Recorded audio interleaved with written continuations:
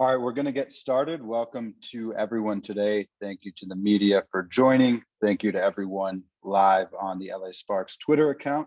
It's definitely an honor to introduce the 2006 #1 overall pick, 4-time WNBA champion, 8-time All-Star, 6-time All-WNBA selection, 3-time gold medalist, top 10 all-time in WNBA history in scoring. So just want to formally congratulate Seimone Augustus on her retirement and welcome to the Los Angeles Sparks coaching staff. We'll jump right into questions, and please use the raise hand chat to ask a question. We'll start with Doug Feinberg with the Associated Press.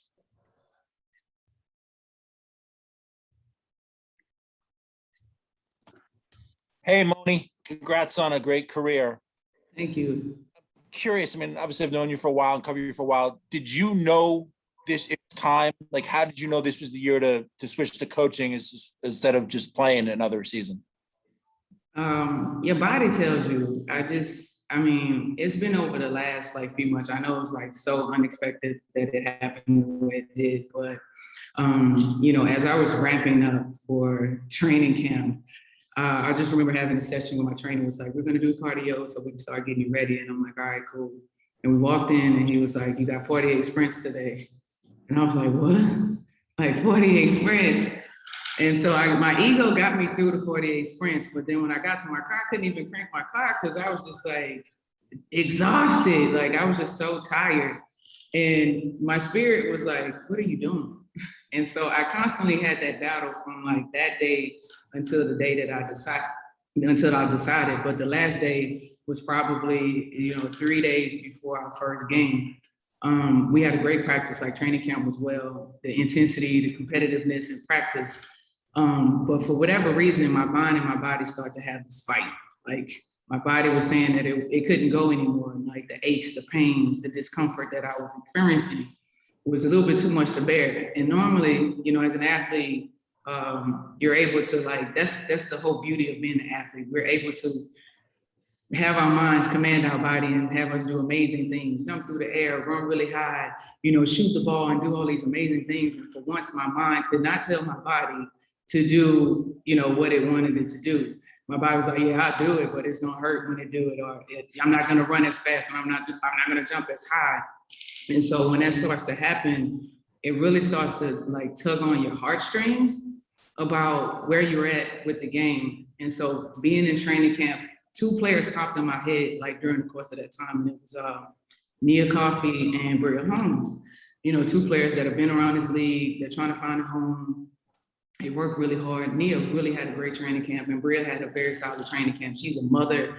And both of these players are trying to fulfill their dreams. And I'm just like, if I can't play and be my wholehearted self and give everything that I can need to give to this team, then maybe I should step away. And so I started to think about the accolades and things that I had. And immediately I'm like, let me call my mother and my father because they've been on this journey with me the entire time. And so I don't know what I was expecting from my parents, but when I called them, I was like, Mom, I'm thinking about hanging on my shoes. My body just doesn't feel right. My mind just feel right. And she was just literally like, I don't know what else she was trying to accomplish. She was like, me and your dad have been sitting here what else is it that you want to do? You've done everything. And I was like, yeah, I know, but I guess some part of me, the ego is just like, you can still do it, or you have something to prove, or whatever it is. And she was like, it's time for you to get some rest. And I was in agreement with that. I was like, yeah, I agree. I really do believe it's time for me to get some rest. So I called Fish at about 1:30. And I was like, I didn't want to throw a monkey wrench into his decision-making for the final roster of the team, but I wanted to be as open and transparent as I could about where I was. And if this was gonna, affect someone else's opportunity on this team, then let me, go and find, what was next in my career path. And so after me and Fish had a very intimate conversation, the coaching idea came up and I was like, perfect. I have been fighting it for a very long time, when I'm talking about coaching.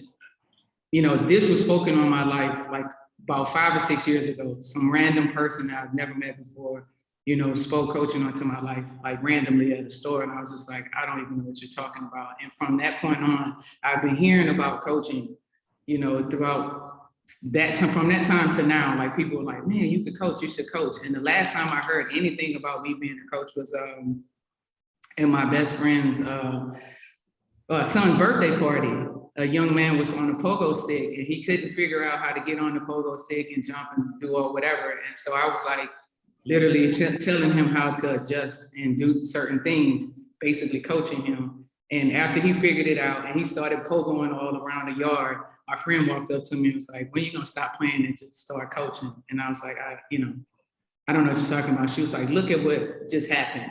You was able to tell him what to do, how to do it, and he listened. And she was like, you know how rare that is that people or young people listen and they take, your advice and they actually go out and do something like he's doing, jumping around the yard. She was like, I really think you need to tap into that gift. And so when, Fish brought that opportunity though, I had no other choice. I was tired of fighting that battle as well with being a part of being coaching or whatever it is that I thought I was gonna do, after basketball. So it gave me an opportunity to be around my teammates. It gave me an opportunity to build a foundation and learn under Coach Fisher, LT, and Fred, who have a wealth of knowledge to help me on my coaching journey, wherever this may take me. And it was just a great opportunity to continue to be a part of the ecosystem here in the WNBA and continue to help grow and make this better. Sorry, that was a very long answer, but that's what it was. No, thanks, Mo. That's a great answer. It's an honest answer, so I really appreciate it. Thank you, Doug. We'll go over to Howard Megdal with the next. Hey, Seimone, great to chat with you and congratulations on a terrific career. I'm wondering if you could put yourself back in the shoes of the young woman who was on the cover of SI for Women. I know we've talked about it. You talked about that was kind of a moment that changed everything. And if you could take me through what that young woman would be most proud of with all that's come since, and maybe most surprised as well by what's come since. Most proud of,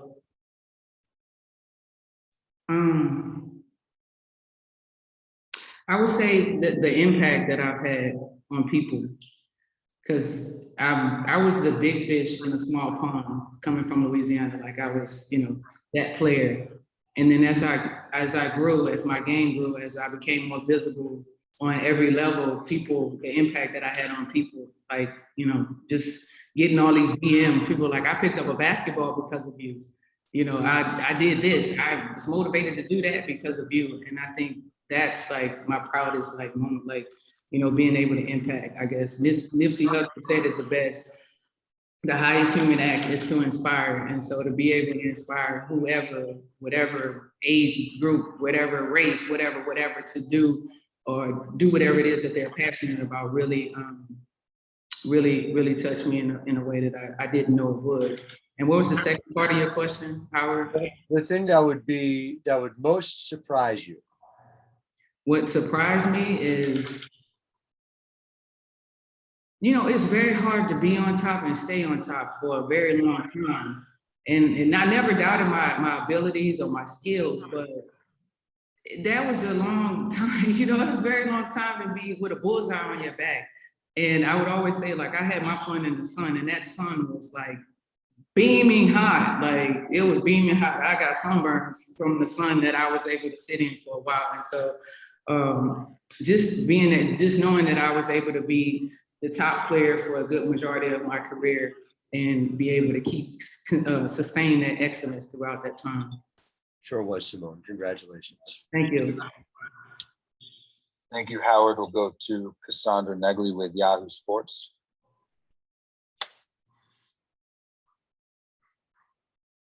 Hi, Seimone. Can you hear me?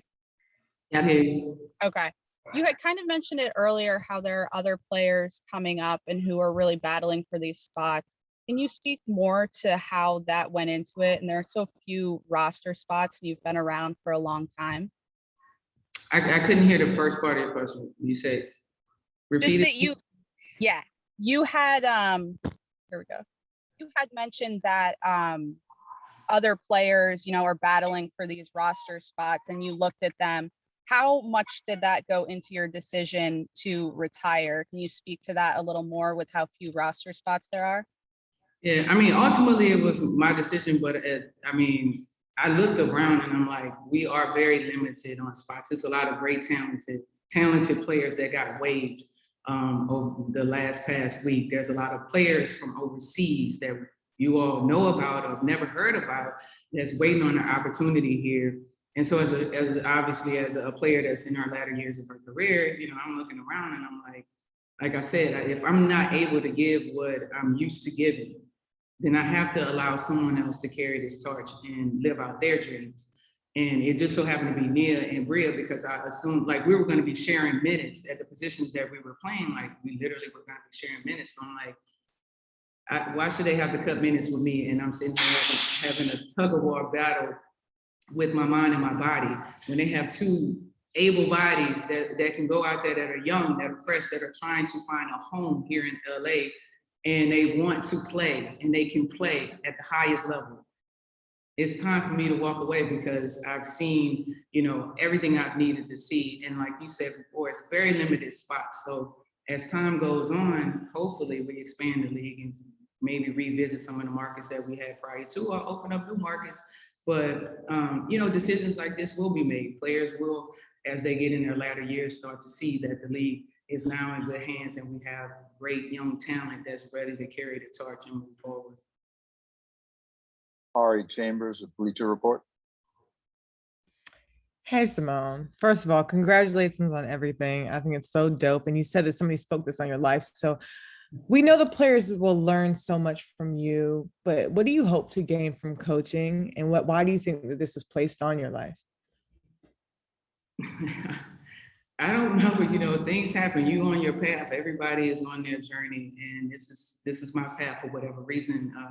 Obviously, like I said before, when I speak, people listen, especially young people, my teammates. Like they always tend to gravitate toward me, and I'm able to like hand them that knowledge. But with coaching, I don't know. It's just like I need this as a part. Like I love to compete. In coaching, you compete, but this is in a different way. It's almost like you got to figure out schemes and you come up with your patterns and what you're going to do and how you're going to attack. And that really excites me because a friend of mine that's also in coaching was like, Mom, she know I love video games. So she was like, it's literally like a video game, Mom. Like once you figure out whatever, you can like tap into this and you can do that. And I'm like, don't tell me that. Do not tell me that because I love video games and I love figuring out the different strategy. I love completing every game that I've ever played.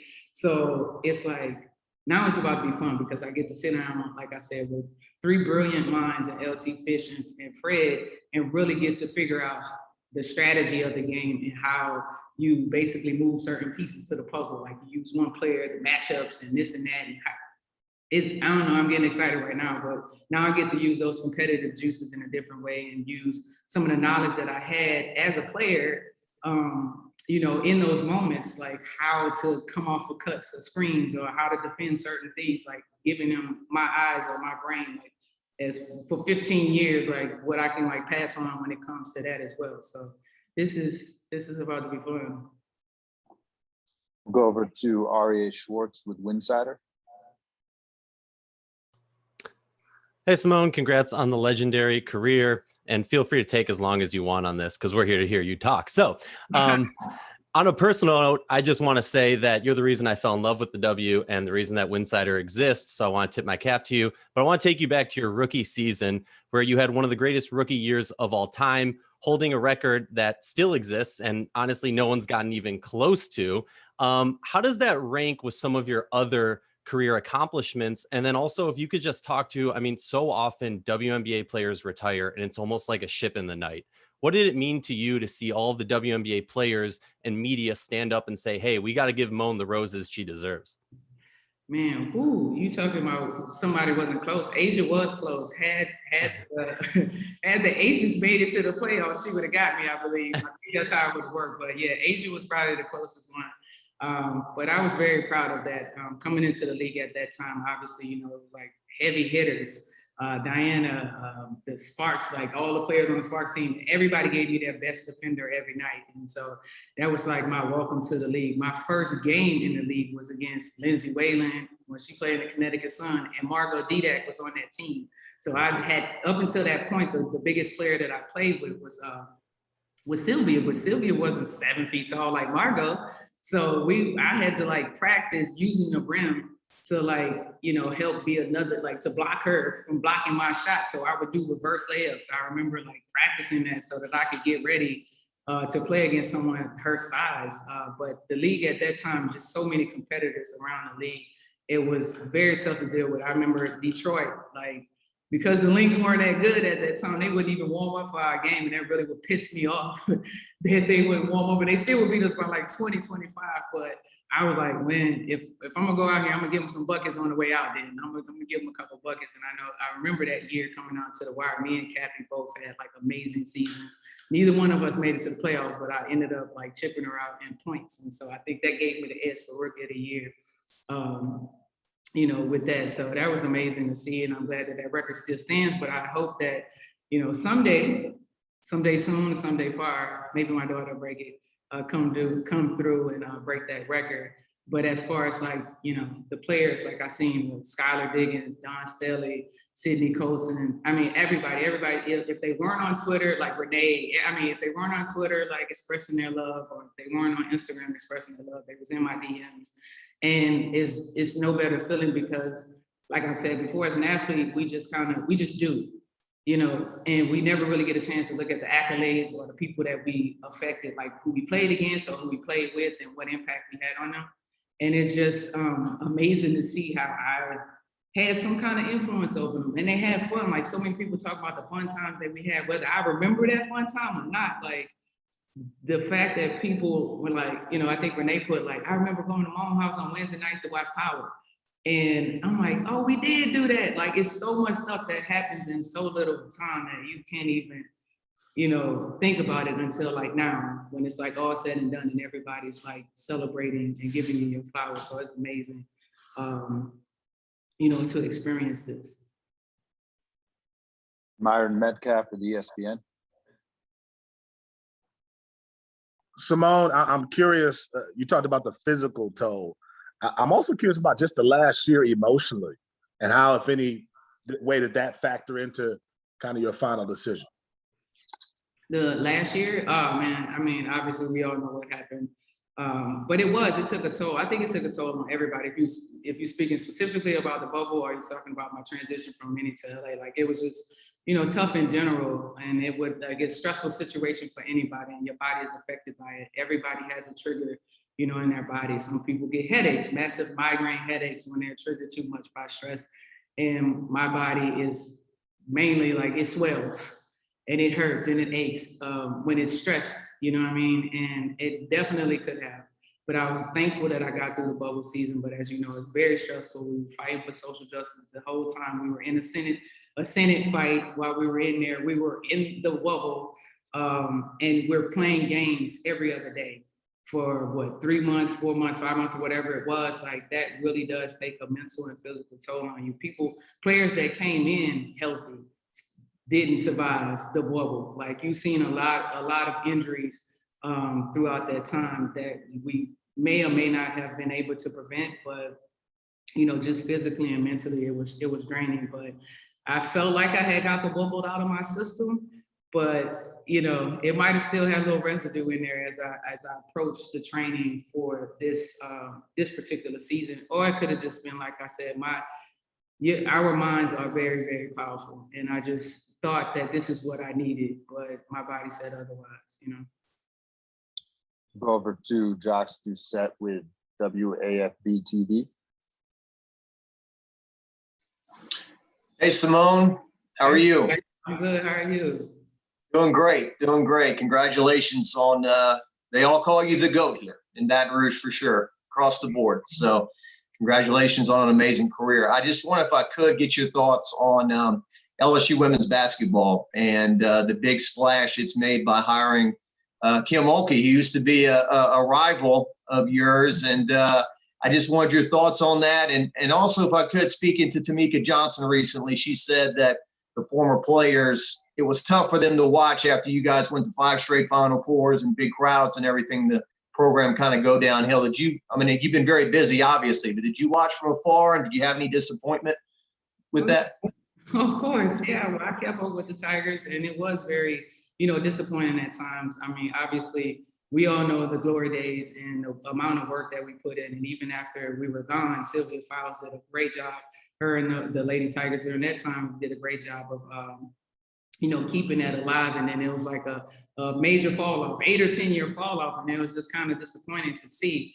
How everything unfolded, but then it's amazing how things come back around full circle. Who would have thought that we would have had a chance to get Coach Kim Mulkey back home? First of all, let's say back home, because she should have been here a long time ago, but things happen when they should. And obviously she's bringing in a championship pedigree, something that I wasn't able to do during my time, Sil wasn't able to do during her time.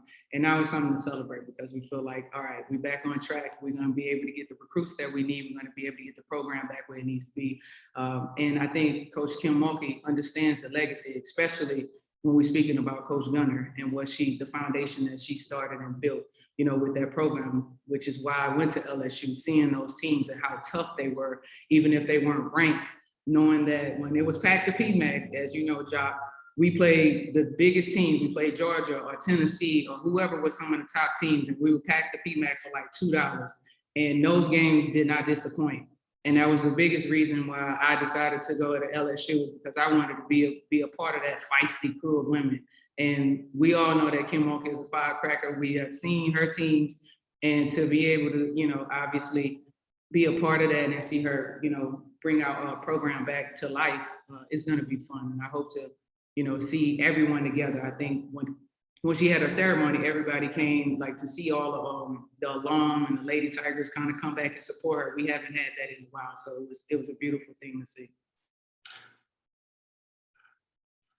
We'll go over to Tupneen Nguyen with the LA Times. Hi, Simone. Congratulations on a great career and good luck as we start this next part of your career. So what was it like for you walking into the convention center last Friday for the first time as a coach and not a player? Man, I honestly didn't know what to do. I was just kind of walking around. Like, I walked through the locker room, I'm like, I'm not supposed to be in the locker room. And I walked in the coach room, then I just went to the floor and I was just on the court for a minute. And the players thought it was just hilarious. Like, they're still trying to figure out exactly what they're going to call me. So they're just like, Coach, or Coach OG, or Coach Money, or Coach Mom, or Coach Augustus. So they just kept saying that the entire, the entire day. And I just ended up settling in. Coach Fred came and spoke to me. He was like, Mom, just find your way. Just find where you can kind of fit in. So I just decided to just rewind the basketball and help with ball handling and some other drills or whatever, and really just kind of get my feet wet in that way. So it was still kind of funky, because when game time came, it's almost like coaching. You're like a parent. You put your kids out there, you teach your kids something, and you put them out there to see what they're gonna do. And then when they do good, you're like, yay. And then when they mess up, you're like, don't do that. Like, I told you to do it like this. And there's really nothing you can do to help them when you just sitting over there trying to like figure this stuff out with them. And then at the end of the game, like I'm in the game and I'm just like, man, come off that pick and roll and pull up, shoot that chain. What you doing? Like, they leaving all this space, But, at the end of the game, obviously we took an L. You had to figure out a way to like bring them together, call them, look, this is only one game. We'll be back. We'll be back next week. You know what I mean? So I'm learning how to do that, like get out of player mode. Cause I was sure like, if my knees would have let me get in the game, I would have pulled up a couple threes. Like, I saw some openings, but I was able to kind of coach them a little bit, but that was my first day, Cheryl Coward with Hoopy. Hi, Simone. Congratulations on such an amazing career. Thank you. From the moment you stepped on the court at LSU, recruited by Sue Gunter, of course, you helped elevate that program, not just in wins, but ticket sales, kind of like what you did for the Lynx. And the 80 at the time called you the single most important recruit in the history of LSU athletics. Looking back at those first few seasons, what are some of the life lessons you learned from Sue Gunter that helped you throughout your pro career? Yeah, she had one quote that she said all the time, and it was, no excuses, just get it done. And that's kind of what we live by. She didn't care about anything else. If you had to get to study hall, you had to get to class, you had to get to practice, You had interview assignments, like, I don't hear no excuses, just get it done. And that's how our work ethic was when we stepped on the court. Like, she was tough, and she was, she was older, a little frail, but she had some heart and some fire in there. She would just be, you piss her off, and next thing you hear is like, on the line. And that was like the worst little worst little song you wanted to hear, like how she just on the line. You like, oh man. Like, but she taught us how to be young women. She taught us how to be, professionals as we started to venture off into our next phase of life, whether you were going to play basketball or you going into, the real world and get a 9-to-5 job. And she taught us how to have an amazing work ethic no matter what. And so I always appreciated that, because people always speak about my work ethic as a pro, as a professional, as an athlete, period. Like, I was always in the gym, crazy early. And I wasn't like a stay late. I was always crazy early. But when I was in there, I was in there. And once my time was done and I was finished, and I was able to get on and, get on with my life and do other things. So for that, Coach Gunter, I know you're listening. I'm thankful for that. And I really do, appreciate it. I really wish she was here to see some of the stuff that I did, because she really helped me, even when it came down to like making the USA basketball team. Like, that was the first team I got cut from, and I just remember having a conversation with her, and she was just like, you can do it. You have to put your mind to it. You have to put your heart into it. You're gonna fail. You got to get up, type situation. Stuff that we've heard before, but it's just a different ring that she had when she said it, where I knew that she believed in me more than I believed in myself. And my first time making the team was after we had that very like intimate conversation. So yeah. Nick Hamilton, Nightcast Media. Hey, Seimone, congratulations on an illustrious career. Two-part question. One, you played with the time with Maya Moore. What was some of the advice that she gave you, and what was some advice that you gave her? And the second part of my question is, you mentioned Nipsey Hussle as far as saying, having that impact upon your peers and upon the world. Who was someone that impacted you throughout your journey, throughout the game of basketball? All right, the Maya Moore question, we were people of little words. We didn't say much. Me and my ride, we didn't need to say much. We were ultimate competitors. So we pushed ourselves in ways that, many other people probably wouldn't even process. When we practiced against each other, when we played against, it could have been as simple as a shooting game that was supposed to just be some warm up. Me and Mama was going at it. We would joke around and sing in the locker room. I can't sing a lick. But if she tried to do it, I tried to do it. And we would just be in there kind of going ripping through these notes or whatever. So I think that was the most valuable thing, playing against a player that's as great as Maya Moore and being able to compete and experience, that type of, a Jordan-esque type of player. Like, we watched The Last Dance, we saw the type of work ethic Jordan had. We saw the type of person that he was, that was Maya in a nutshell. And so you had to like, rise to the challenge, to the occasion anytime she presented herself. And that was the fun that we had with one another when we were together. The second part of the question, repeat that again, please. Sure. Just who, or was there a bunch of people that impacted you throughout your basketball career that really, resonated with you and kept you going?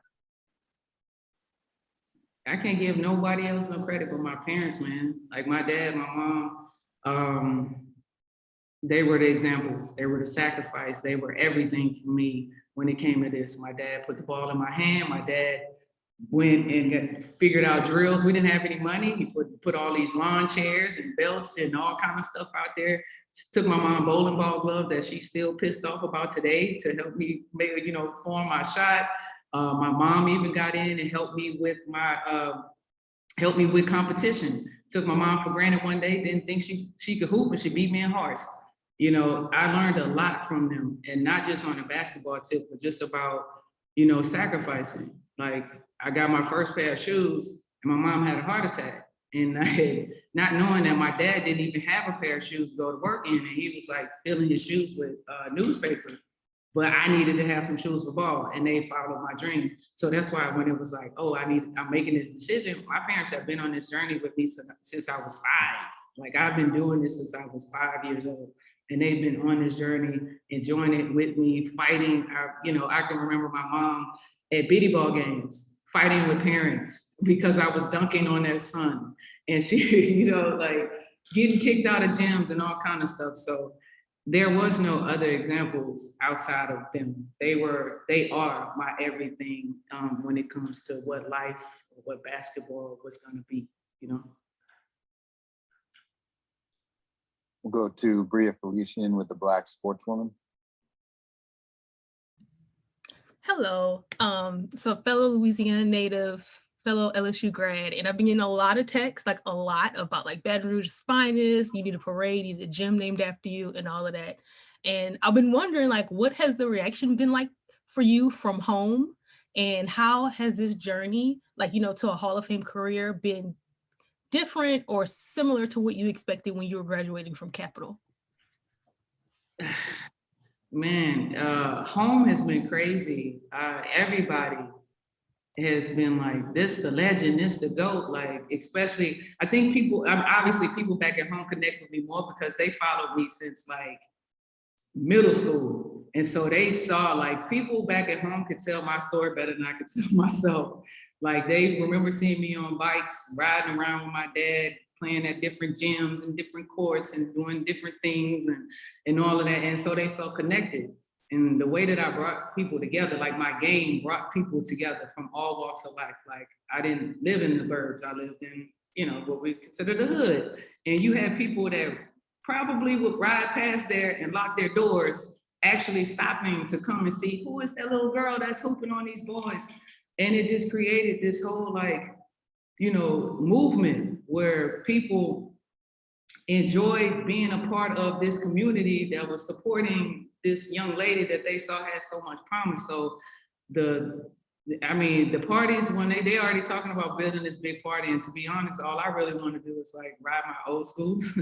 I just want to ride my old schools back down my old neighborhood and like have this big barbecue. I almost feel like, what's the movie, Tyler Perry's movie, the one where they had the family reunion, I think, and the old lady was like, I want to be with my family. Like, that's literally how I just want to be with my family at this point. So I just want to like ride out in my old school and have this like day where we just kind of enjoy, what was to be, because everybody kind of lived through me.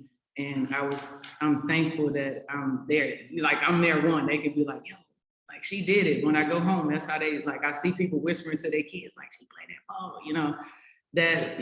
that's dope for me, because now, the little Black and brown kids that grew up in my neighborhood that kind of find it hard to get out of there, have somebody to look to be like, well, she made it, I know I can too. So that, that really like affects me in a different way. We'll go over to Charles Hallman, Minnesota spokesman recorder. Hello, Seimone, can you hear me? Yeah, I can hear you. Congratulations on your new career. I don't want to belittle the point of asking you more about being a coach, but I do want to ask you about, in a couple of weeks, you'll be coming back to your first pro home, where you and KG were the most remarkable names. Have you thought about that? Because you're coming back for the first time, not as a player this time, but you're coming back as a coach. Just in terms of what you anticipate, people, recognize you, those types of things. They did a video montage for KG. Something probably be similar to you. But have you thought about just you coming back home in a couple of weeks? I know. I mean, I haven't thought about it in depth, but I know. Minnesota knows that they have a piece of my heart. They always will. The fans, I'm about to start crying. Fuck. Oh man. And y'all ain't bring no tissue in here. Oh man. Y'all are so, they know they always have a piece of my heart. I gave them everything in 14 years that I could give. And I felt that in return. Like, the fans were always amazing. The fans were always amazing. And they still are. Like, I got a picture the other day and it was like, I don't know, 4 or 5 people that had on like my jerseys, and you know, from like rookie year all the way up to now, like people just had their jerseys, and I thought that was so amazing to witness. I mean, I know what my decision to leave, how it impacted some people, but you know, for the people that know, and for the people that for the people that know and respect and love what I've done, it's been amazing to share, you know, those moments and those memories with them. And obviously I can't wait to get back to the Target Center to allow them and allow myself to just have that one big cry fest. So bring your tissues. We all gonna get it in and let it out and release. And then we'll be able to move forward and compete. I'm sorry for that. That was a trigger, right? A trigger.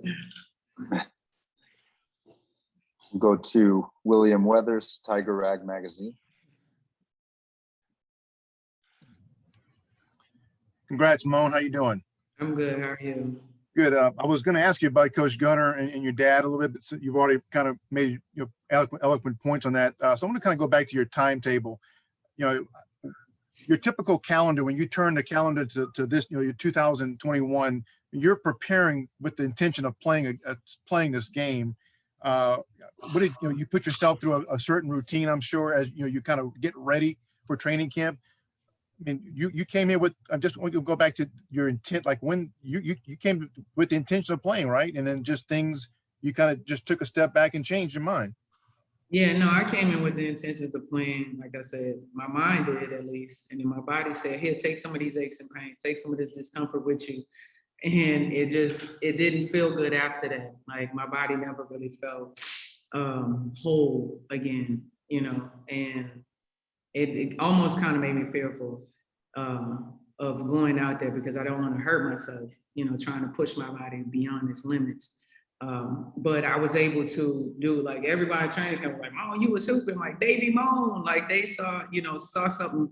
What they saw was what I wasn't feeling. Like, even though everybody said I was playing well or whatever, I didn't feel well.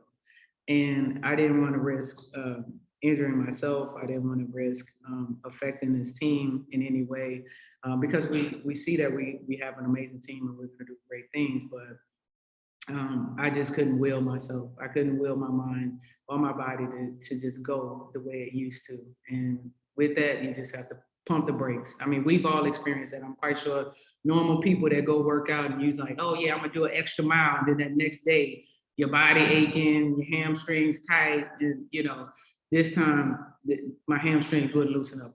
My knees still felt tight. You know, I couldn't bounce back from, you know, the pounding or the intensity of working out at a high level anymore. Lucas Weiss with Just Women's Sports. Hi, Simone. Thanks for doing this and congrats on your career. It's been 10 years since the Minnesota Lynx won their first WNBA championship, your first WNBA title. I'm curious what memories you have from that title run and just the legacy that team, you know, carries on for, you know, since that time. Man, I just remember looking across the room and I'm like, I got Lindsay Whalen, Rebecca Bronson, Maya Moore, Taj McWilliams, Franklin. And we didn't know what training camp was gonna look like. You know, you put those type of great players together, you never know if they're gonna sacrifice for one another or if everybody is gonna, you know, revert back to being the stars that they were on their own respective teams at one point in time. And I just remember after the first day of practice, and we bust the practice guy's ass, we was like, "Oh yeah, it's on." We clicked immediately to make an extra pass, to know when to help your teammate on defense, to, you know, enjoy every moment, to pick your teammate up off the floor, every handshake, every dap that we had, it meant something to us. And we went on that ride, and even when we got to All-Star break, people did not believe that the Lynx were any good. Like, it was like, the Lynx have done this before, then they're gonna lose and they're going to 10, 20 game losing streak. Nah, that wasn't the same Lynx, and we knew it. And I feel like some of the people that was in that All-Star locker room that year knew it too. And we just, after we came out of All-Star break, we hit another level. We hit another level. And when we got to the playoffs, that was obviously the first playoffs I had been to in my career. And I just remember Cheryl passing out the playoff scout books or whatever. And I damn near cried at that moment. We didn't even play the first game. I just had the book in my hand. I was like, yes, made the playoffs finally. And to look around the room and know like, wait, we didn't just make no playoffs. We might be the playoffs. Like, you know, we might be the champions this year. Like, but we still didn't know what that meant. And then the format back then was like, what, 3-game series or whatever. So, you know, any given night, anybody could get beaten. But it didn't feel like that. It didn't look like that. The support that we had, the swag that we had, we came up with our nickname was like Los Lynx. Like we came up with a chant and a cheer, like the cheer that y'all heard as we like walk down the hallway to get ready for the game. Like all of that happened in 2011. Our identity was formed, you know, in that year. And that's what set the tone for the next, 7 or 8 years where we went on the run. That team will always be, in my opinion, like the greatest team, you know, in Lynx history, just because of what we were able to do with the players and the talent that we had. Thanks. Time for just 2 or 3 more today. Appreciate over 45 reporters here, so appreciate everyone joining. We'll go over to Miriam Swanson with the LA Daily News. Hey, Seimone, echo everyone else. Congratulations. As exciting as it's going to be for you and for other players to kind of see your coaching gift grow, I got to say it's been such a pleasure to listen to you speak over the years and since you've been in LA, just your insight and your wisdom and your humor and everything. Wondering if you would ever consider broadcast. I don't know if I could be on broadcast. I would probably be like, I was telling a friend last night, I'll be like Snoop Dogg, that game that he did in San Antonio. He was like, get him, hit him with that thing. Like, I don't know if I could do that. I would probably be like everybody else at home when we watching the game and we talking our talk. But you never know. If an opportunity presented itself and they allowed me to just kind of do my thing, I might entertain the idea. Right on. Well, maybe you can sit in for Fisher every now and then on these coach Zooms. Oh no. I'm the third assistant. No, we got LT, Fred, then me. So I'm like the last one. No, right, I'm gonna see the media no more after this for a little while. All right. Well, thank you. Appreciate you. No problem. Thanks, Miriam. We'll go over to Chris Camello, Nightcast Media. Hey, Seimone, congrats again on a wonderful career. Obviously very illustrious with all your accomplishments. I noticed a lot of your contemporaries have all really done well in their post-playing career. You look at Becky Hammond, you look at Swin Cash. Renee Montgomery recently became owner of the Atlanta Dream. Do you have any long-term goals like that, whether it be being the owner of a team or working in a front office, either WNBA or NBA? Like it may be a little bit premature, but I just wanted to throw that out there to you. Yeah, I know. I'm trying to enjoy the coaching gig. I just got this job like 72 hours ago, and you already put me on something else. But obviously, people back home been talking about, man, why we don't have a team in New Orleans? Why we don't have a team in New Orleans? And I don't know if that's in my future or not. But if it's a possibility, I would love to, expand there if possible. There's a lot of great young talent, a lot of young women, young men that need to see powerful women doing great things, especially in the W right now with everything that's going on. So, if an opportunity came up to be able to be in the Bayou, I would definitely be a part of that conversation. Thanks. Just a couple more here. We'll go to Mitchell Hansen. Seimone, first of all, congratulations. I just kind of wanted to circle back a little bit about your time in Minnesota. Obviously it was a long stretch of, yeah, it was a long stretch of 14 years, but is there one moment for you that stands out, or it maybe a few different moments that stands out as far as most memorable to you during your time in Minnesota? I mean, there's a whole bunch. I think Waylon I mean, what you mean outside of the fans and the love that we had, what was my section 110? It was like, whose house, our house. Like, we enjoyed that. Waylon had a game winner in San Antonio. Tosh had a game winner on San Antonio. J-Mac had the between the legs pass in 13. Maya had the game winner in 15. I mean, I could just keep going with the different moments and memories. In Minnesota, if you're just talking about the city, some of the best food I've ever had is at Lotus. They have some of the best food. What was my other place? I can't think of my other spot that I would go to. But ultimately, the experience, just great people, a melting pot of people that I had an opportunity to enjoy and opportunity to share, great memories with, is what Minnesota, ultimately was for me, was like my home. And it's crazy how, in my thank you speech or my thank you Instagram, I didn't notice that the Mississippi River ran from Louisiana to the heart of Minneapolis until that date. Like I was like, oh yeah, the Mississippi River. But it never dawned on me, like how the universe of things work, where I still had a little piece of home right there with me in Minnesota. So that's how I know that's definitely where I was supposed to be at that time. And like I said before, I'm thankful for the time that I shared there. Thank you so much, Seimone. Thank you to all the media who joined today. We'll send out a recording to this, and congratulations once again.